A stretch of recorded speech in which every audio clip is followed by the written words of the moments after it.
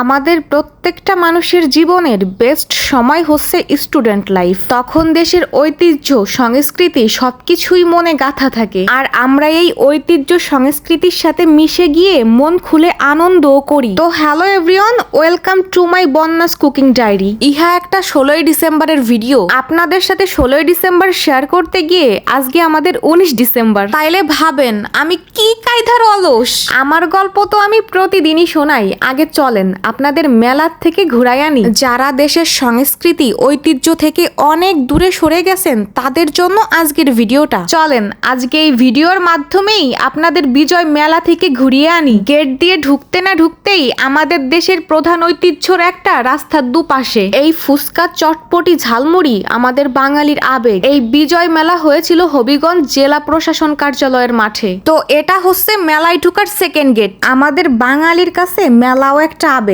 আমাদের মেলায় ঘুরতেও প্রচন্ড ভালো লাগে। আমাদের দেশের সাংস্কৃতিক অনুষ্ঠানের মধ্যে ঘোরাফেরায়ও একটা অন্যরকম আনন্দ আছে, কারণ এইসব ঐতিহ্য সংস্কৃতি আমাদের বাঙালির আবেগ। সব থেকে বড় কথা কি জানেন, 50-60 বছর বয়সেও যদি একটা মানুষ এই অনুষ্ঠানে যোগদান করে তাহলে তার ওই স্কুল লাইফ, স্টুডেন্ট লাইফ সবটা মনে পড়ে যাবে। আমাদের সংস্কৃতির মধ্যেই রয়েছে নস্টালজি ব্যাপার। যদি আপনি ফিল করেন তো ছোট্ট একটা মেলা, তারপরেও এই মেলায় কি নাই? বিছানা চাদর থেকে শুরু করে 1 piece 2 piece 3 piece sweater, sari, bag, cosmetics, পিঠা, আরো অনেক কিছু। আমি সব মেলায় ঘুরি আর একটা জিনিস ভাবি, মেলায় তো সবই মেয়েদের প্রোডাক্ট, ছেলেদের জন্য কিছু রাখা হয় না কেন? মানে ছেলেদের জন্য একদম কিছু নাই, এটা কিন্তু অবিচার। আর এখন এই যে শোপিস গুলা দেখতে পারতেছেন, এই সুন্দর সুন্দর শোপিস গুলা কিসের তৈরি জানেন? এগুলো কিন্তু জিপসামের তৈরি, আর এগুলো খুব যত্ন করে নরম হাতে বানাতে হয়। তারপরের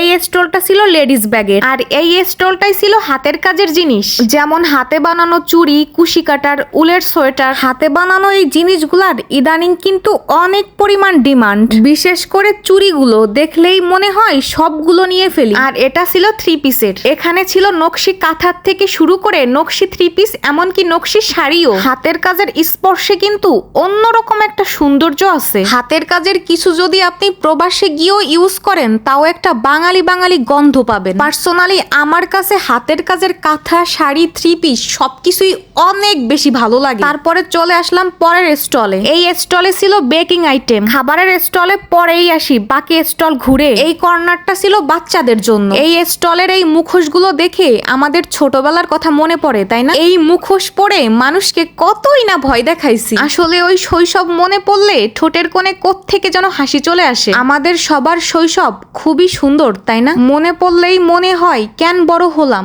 ছোট থাকলেই তো ভালো হতো। অথচ ওই ছোটবেলায় আবার বড় হতে চাইতাম। আমার কেন জানি মনে হয় কোনো বয়সেই আমাদের চাওয়ার পূর্ণতা মেলে না। এটাও মেয়েদের পোশাক প্লাস কসমেটিক্সের স্টল। বাংলাদেশি মেলায় ঘুরতে তো ভাল লাগে, কিন্তু দাম শুনলে হার্ট অ্যাটাকের মতো অবস্থা হয়। মানে এত দাম, বাইরে যেটার দাম 40 টাকা, ভিতরে সেইটার দাম 90 টাকা। তারপরেও মেলায় কেন জানি ভাল লাগে, ওই যে সংস্কৃতি ঐতিহ্য।